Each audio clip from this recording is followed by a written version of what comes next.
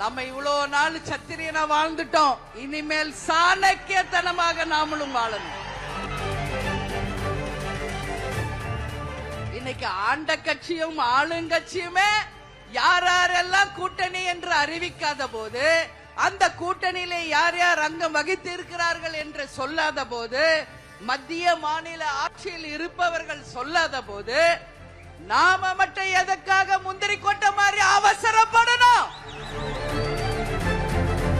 நாமும் நின்று நிதானமா யோசிச்சு அடிப்போம்.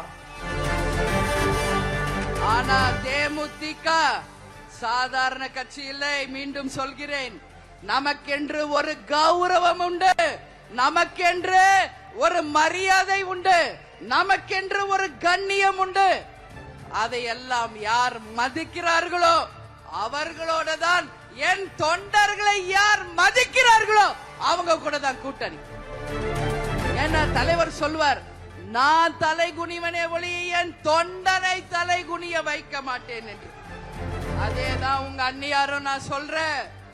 எத்தனை ஏச்சுக்கள் பேச்சுக்கள் பழி பாவம் பேரம் பேசுறாங்க, போட்டி வாங்க, என்ன வேணா சொல்லுங்கடா. நீங்க என் தொண்டர்கள் என்ன சொல்றாங்களோ அது மட்டுமே என்னுடைய வேத வாக்கு என்பதை இந்த நேரத்தில் நான் சொல்ல கடமைப்பட்டிருக்கிறேன்.